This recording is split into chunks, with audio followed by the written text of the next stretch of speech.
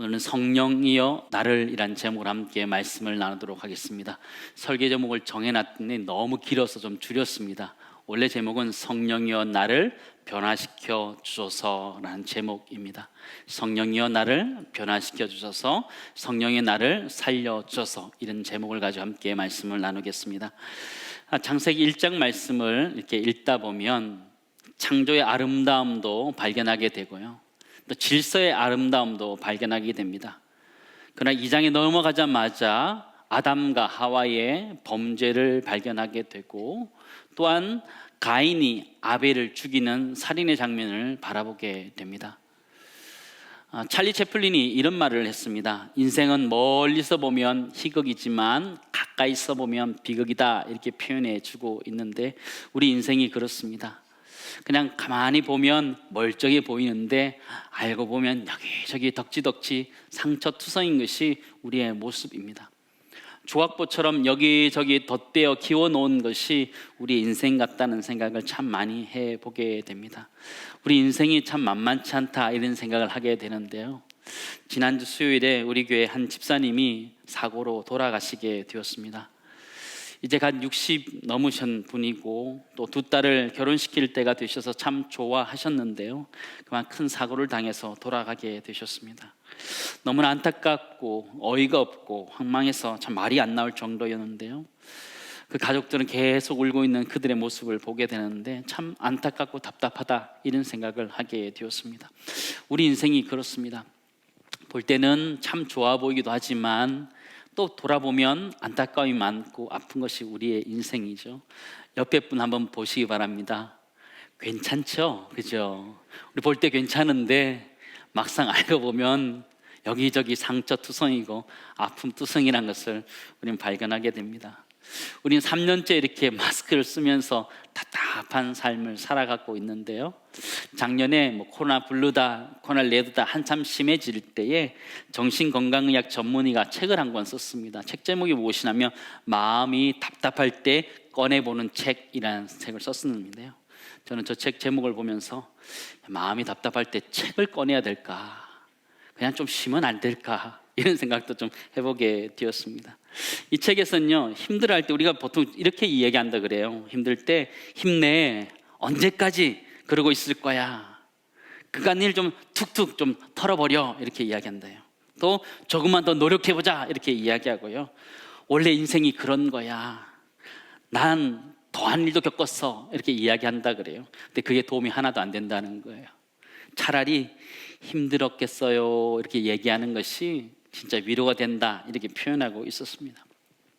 우리 인생이라는 것이 답답함의 연속이다, 이렇게 생각되어집니다.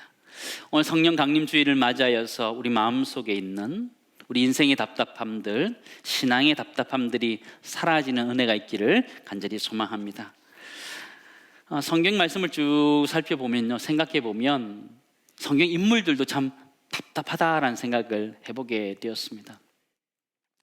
이 아담과 하와는요, 최고의 장소에서 살았던 사람입니다.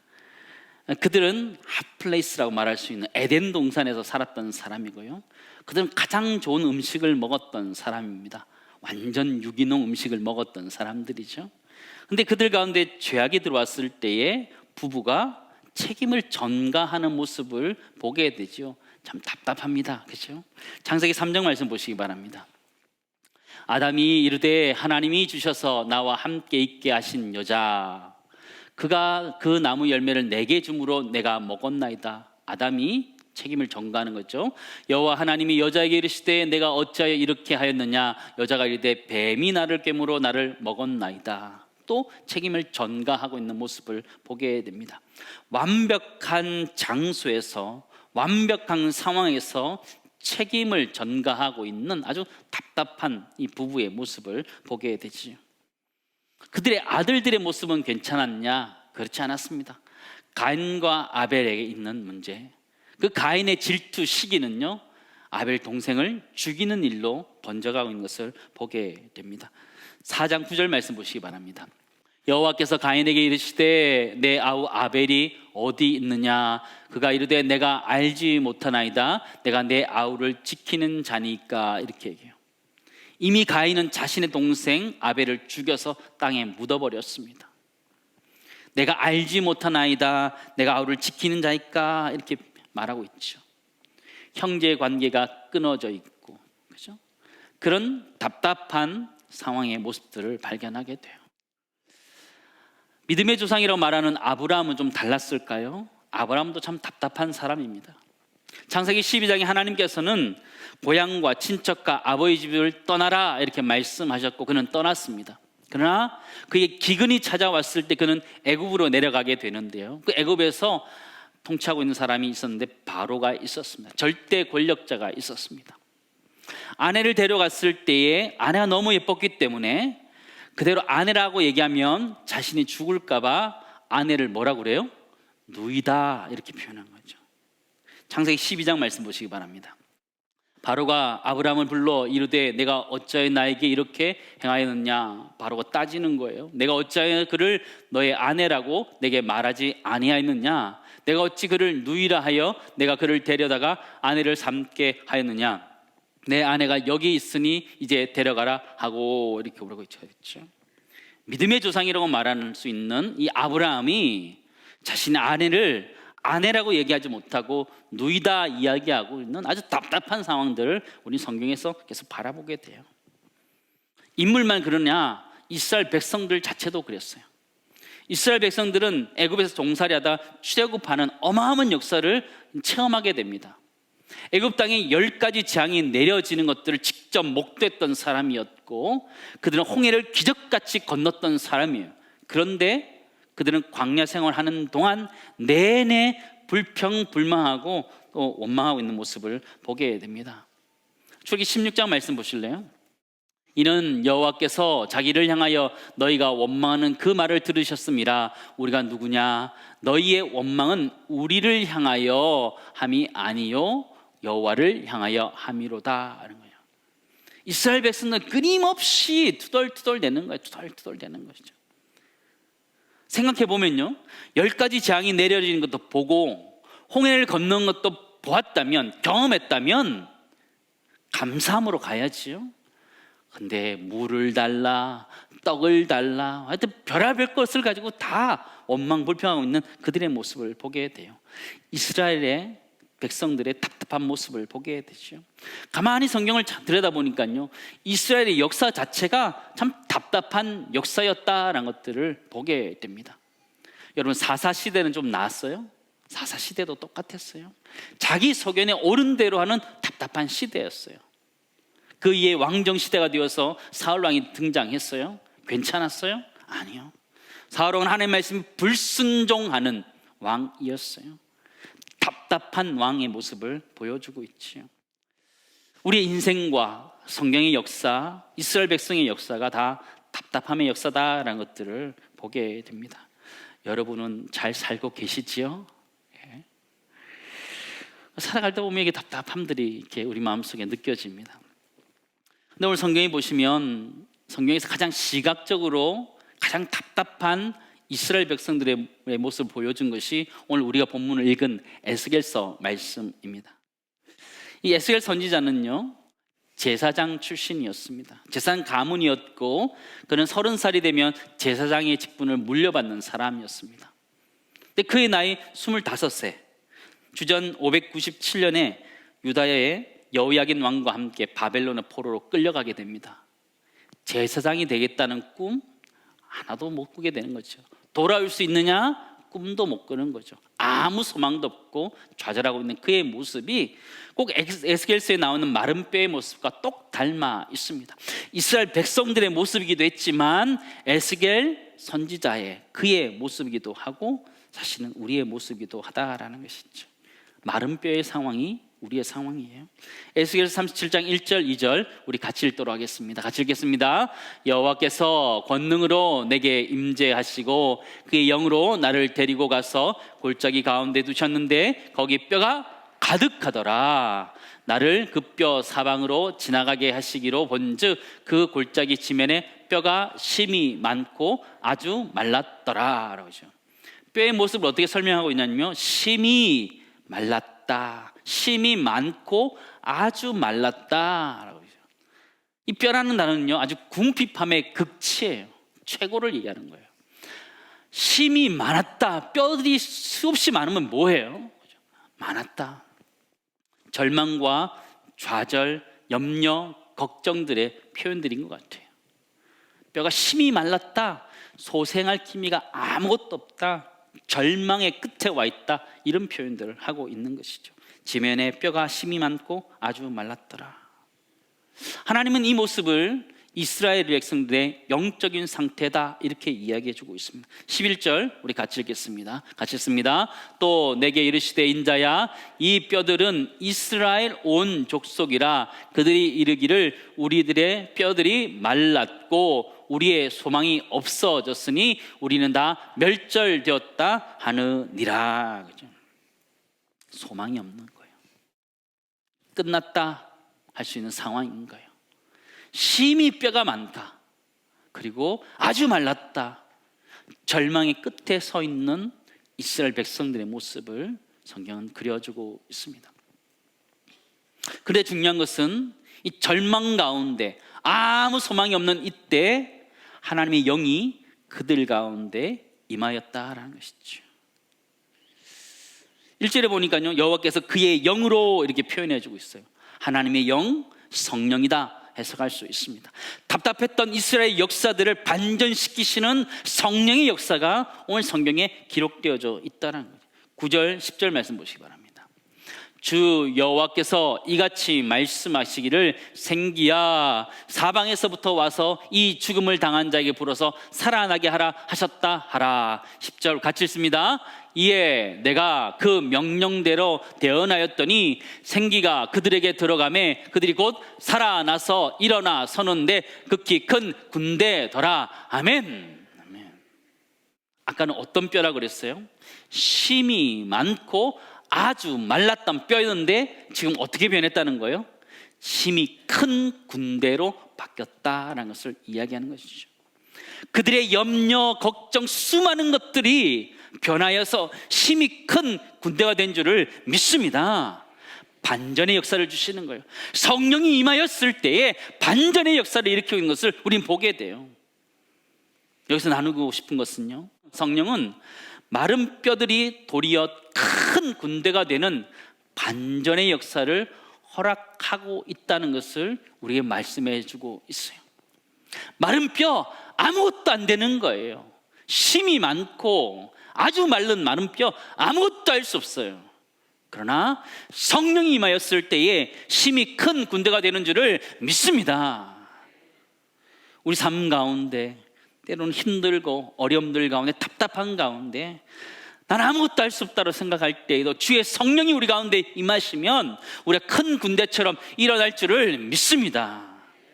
주의 성령이 우리 가운데 임할 때 우리는 일어날 수 있다는 거예요.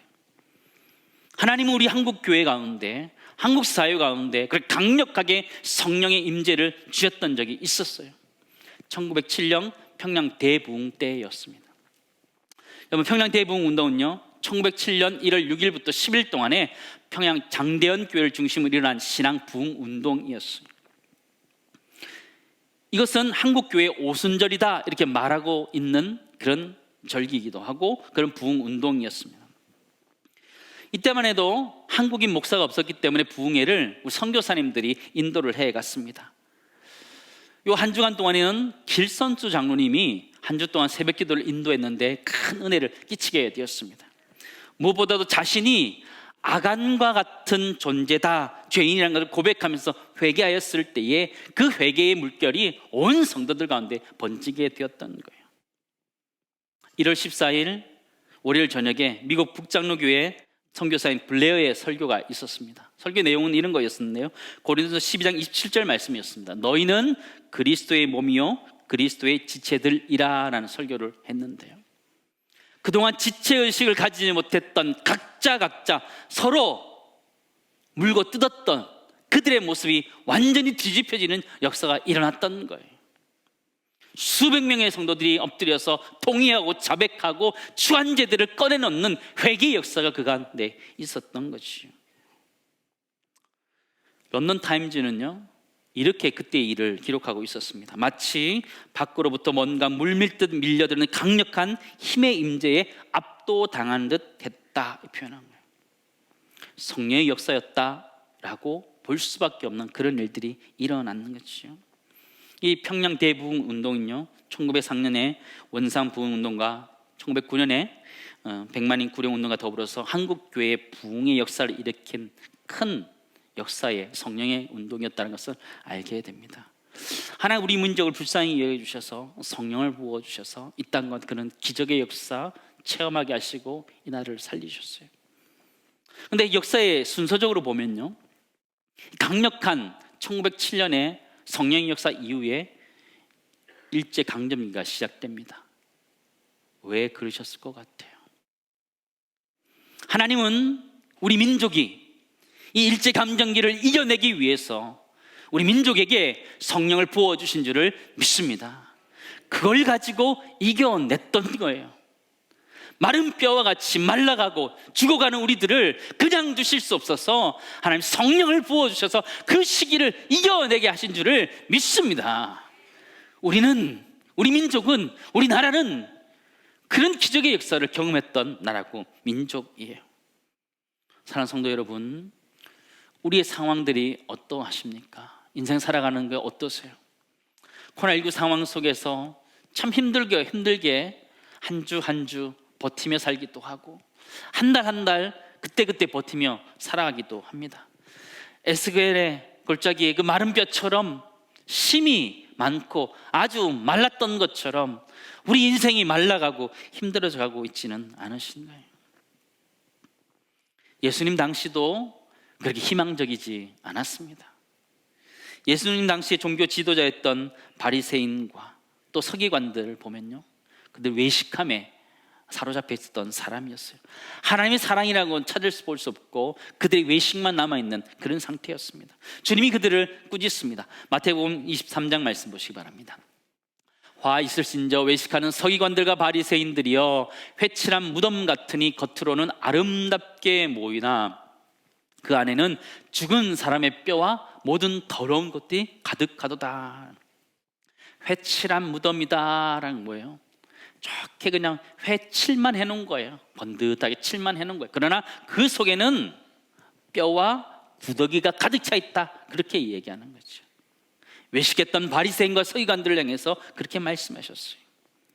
소망이 없는 거지요. 이스라엘 백성들 가운데 아무 소망이 없는 거죠. 그러나 그들 가운데 하나님께서는 아들 예수 그리스도를 허락해 주셨고 초대교회 가운데 성령을 부어 주셨음을 우리는 발견하게 됩니다. 하나님은 이스라엘 백성들 그냥 두지 아니하시고 예수 그리스도를 보내셨고 또 다른 보혜사이신 성령을 보내셔서 그들을 변화시켰다는 것을 우리는 보게 되지요. 사랑하는 성도 여러분, 이 자리에 있는 우리 모두가 다시 한번 성령으로 충만케 되기를 간절히 소망합니다. 예수 그리스도를 이미 나의 구원자로 주인으로 고백한 사람들은 이미 성령 세례를 받은 사람들입니다. 그렇다면 이제 우리에게 필요한 것은 성령의 충만함으로 살아가는 것이 필요하다는 것이죠. 그냥 성령을 한번 받은 것 충분하냐? 그렇지 않아요. 매 순간순간 내 삶 가운데 성령의 충만함으로 살아가야 되는 책임이 우리에게 있다는 것을 잊지 말아야 돼요. 여러분, 성령 충만이 무엇입니까? 성령 충만에 대해서 여러 가지로 표현할 수 있지만 저는 이렇게 표현하고 싶어요. 성령 충만이라는 것은 내 삶의 모든 영역에서 성령님의 다스림을 받는 것, 그것이 성령 충만이라는 것이죠. 이 부분은 성령의 충만함을 받고 다스림을 받고 이 부분은 육체의 다스림을 받냐, 그런 게 아니라는 거예요. 성령의 충만함이라는 것은 내가 하는 모든 것에 있어서, 내가 있는 모든 자리에서, 모든 영역에서 성령의 다스림을 받는 것, 그것이 성령 충만함인데 우리 모두가 그런 은혜가 있기를 간절히 소망합니다. 근데 우리는 살아가다 보면 너무 그런 것도 잊어버리면서 살아가요. 성령 충만하게 살아가다가도 현실에 부딪히면 또 육신의 정욕을 따라서, 안목의 정욕을 따라서 살아가는 우리의 모습들을 가지고 있다는 것이죠. 마른 뼈처럼 또 말라가고 있는 우리의 모습을 발견하게 되죠. 바라는 것은 우리 모두가 성령으로 충만할 수 있기를 간절히 소망합니다. 우린 살아가면서 인생의 답답함들을 각자 경험하면서 살아갑니다. 남한테 잘 말하지 못하는 것들이 참 많지요. 근데 성경은 진리의 성령께서 우리 인생의 길을 인도하시고 가르쳐 주신다 말씀하셨어요. 요한복음 14장 26절 우리 같이 읽도록 하겠습니다. 같이 읽겠습니다. 보혜사 곧 아버지께서 내 이름으로 보내실 성령, 그가 너에게 모든 것을 가르치고 내가 너에게 말한 모든 것을 생각나게 하리라. 아멘. 성령이 제자들에게 생각나게 할 것이다, 가르쳐 줄 것이다, 이렇게 이야기하고 있어요. 이 이야기는 사실은 예수 그리스도에 대해서 깨닫게 하고 그 교훈에 대해서 가르쳐 주실 것이다 라는 것들을 의미하고 있어요. 그러나 좀 더 넓은 의미로는 성령이 우리 삶의 하나하나를 인도해 가시고 가르쳐 줄 것이다, 그렇게 해석할 수 있는 거죠. 성령이 우리를 그렇게 인도해 가실 줄을 믿습니다. 사랑하는 성도 여러분, 오늘은 성령 강림절, 성령 강림 주일입니다. 성령 강림절이란 것은 오순절 마가의 다락방에서 성령이 사도들에게 강림한 날을 기념하는 절기입니다. 절기예요. 특히 이 날은 교회의 탄생일이다 이렇게 말하기도 합니다. 역사적으로 의미 있는 날이에요. 그래서 이 성령 강림절, 특히 서구교회는 이때 예배도 드리고 세례식도 행하게 됩니다. 다양한 형태로 예배를 드리게 되는데요, 이 성령 강림절을 위트 선데이 이렇게 표현하기도 합니다. 이게 무슨 뜻이냐? 세례를 받은 사람들이 주로 흰 옷을 입었기 때문에 화이트 선데이다 해서 위트 선데이다 이렇게 표현하기도 하는데요, 사랑하는 성도 여러분, 우리는 오늘 성령 강림절을 맞이하고 있습니다. 몇 주 전에 금요기도의 시간에 앉아서 기도하는데요, 우리 지금의 시대, 코로나 팬데믹을 지나고 있는 우리의 시대, 우리 한국교회, 우리 성도들의 삶, 우리의 삶이 에스겔 골짜기의 마른 뼈와 같다는 생각을 가지게 되었습니다. 우리가 지금 무엇을 어떻게 할 수 있고 해야 될까요? 그때 제 마음속에 하나님 주신 것이 무엇이냐면 성령의 충만함을 우리 모두 받아야 된다는 것이죠. 바라는 것은 오늘 성령 강림절을 맞이하여서 우리 모두가 성령의 충만함을 받을 수 있기를 주님을 축원합니다. 우리가 성령의 충만함을 받고 성령의 다스림을 가지고 내 삶 가운데 살아내기를 발버둥치는 것, 거기서 우리가 다시 살아나게 될 줄을 믿습니다. 내 인생 답답하고 어렵고 힘든 것들 많지만 성령을 의지하여서 내 믿음 가운데 걸음들을 걸어내고 살아내고 주 앞에 순종할 때에 우리 삶들을 살아내게 될 줄을 믿습니다. 사랑하는 성도 여러분, 인생이 답답하십니까? 내 힘으로 해결할 수 없습니다. 세상의 수많은 취미를 가지고 그것을 다 해결할 수 없습니다. 내 안에 비어있는 이 답답함, 이 안에는 성령이 다시 임하셔서 내 마음을 충만하게 채워주셔야만 가능하다는 걸 기억하면서 우리 모두가 성령 충만함을 사모하는 한 주간 될 수 있기를 간절히 소망하고, 그 성령의 충만함으로 다시 한번 회복될 수 있는 은혜가 우리 온 교회 가운데 있기를 간절히 소망합니다.